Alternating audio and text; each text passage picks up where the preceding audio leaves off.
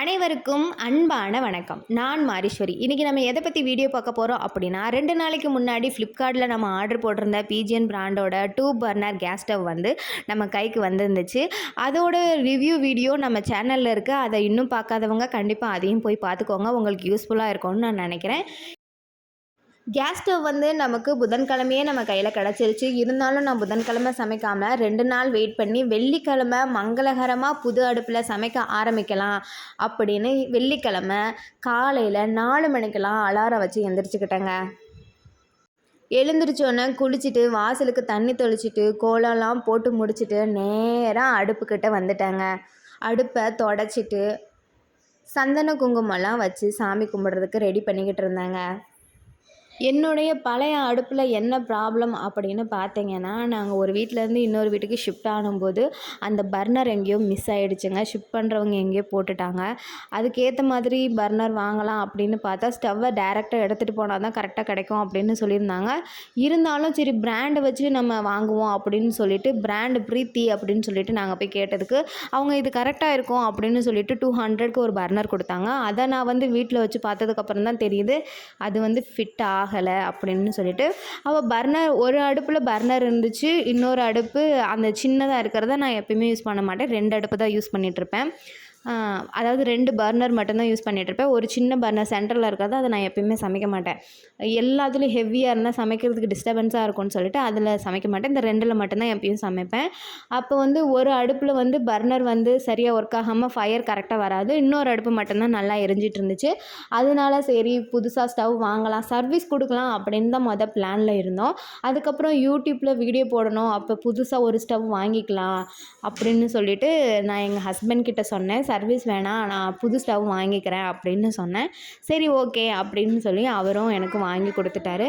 எனக்கு ரொம்ப நாளாக கிளாஸ் ஸ்டவ் வாங்கணும்னு ஆசை. அதே மாதிரி எனக்கு சின்னதாக இருந்தால் போதும். ஏன்னா நான் எப்பயுமே 2 அடுப்பு மட்டும்தான் யூஸ் பண்ணுறேன், 2 பர்னர் மட்டும்தான் யூஸ் பண்ணுறேன் அப்படின்றனால எனக்கு வந்து சின்னதாக இருந்தால் போதும், 2 இருந்தால் போதும், அதுவே எனக்கு இனஃப் அப்படின்னு தோணுனால நான் சின்ன அடுப்பாக ஆர்டர் போட்டுக்கிட்டேன். இது 1700 வந்துச்சு. இது இஎம்ஐ ஆப்ஷனில் தான் எடுத்திருந்தேன், மாதம் மாதம் கட்டிக்கிற மாதிரி. ஸ்டவ்வுக்கு சூப்பராக சந்தனம் குங்குமம்லாம் வச்சுட்டு பூவெல்லாம் அங்கங்கே சூப்பராக வச்சுட்டு தீபம் போட்டுட்டு பத்தி பொருத்தி தூப ஆராதனை காட்டிட்டு சாமியை நல்லா வேண்டிக்கிட்டேங்க. எனக்கு கிச்சன்னா ரொம்ப பிடிக்கும். ஏன்னா எனக்கு சமைக்கிறது ரொம்ப ரொம்ப பிடிக்கும்.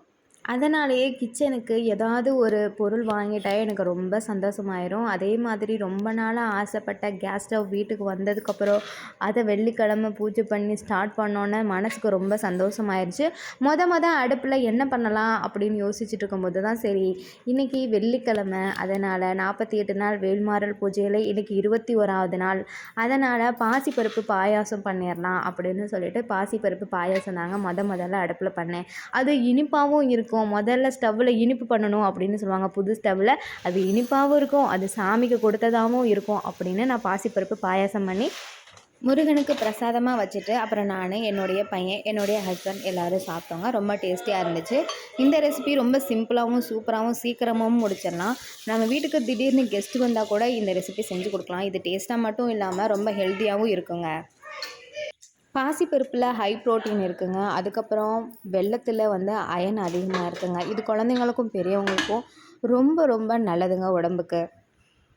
பாசிப்பருப்பு பாயாசத்தை பல பேர் பல விதமாக பண்ணுவாங்க. ஆனால் நான் ரொம்ப சிம்பிளாக பண்ணுவேங்க. ஆனால் சிம்பிளாக பண்ணாலும் ரொம்ப ரொம்ப டேஸ்டியாக இருக்குங்க. 1 கப் பாசிப்பருப்புக்கு 4 கப் தண்ணி, அந்த விகிதத்தில் நம்ம வந்து ஆட் பண்ணோம்னா கரெக்டாக இருக்குங்க. 1:4 அப்படின்ற விகிதத்தில் நம்ம ஆட் பண்ணிக்கணுங்க. குக்கரில் 1 கப் பாசிப்பருப்பு போட்டுட்டு அதோட 4 கப் தண்ணி ஊற்றிட்டு தேவையான அளவு வெல்லத்தை அதுக்குள்ளேயே நான் போட்டுருவேங்க. இனிப்புக்கு தேவையான வெல்லம் போட்டுக்கோங்க. அதுக்கப்புறம் என்ன பண்ணுவேன்னா 4 ஏலக்காய் போட்டுக்குவேங்க. இந்த 1 கப் பாசிப்பருப்பு பாயாசம் வச்சா நாங்கள் 4 பேர் சாப்பிட்லாங்க. 4 பேர் தாராளமாக இதை சாப்பிடலாங்க. தனியாக ஒரு பாத்திரத்தில் நெய் ஊற்றி அதில் பாதாம் முந்திரி எல்லாத்தையும் வணக்கி எடுத்துகிட்டு அதை அப்படியே குக்கரில் போட்டுருவேங்க.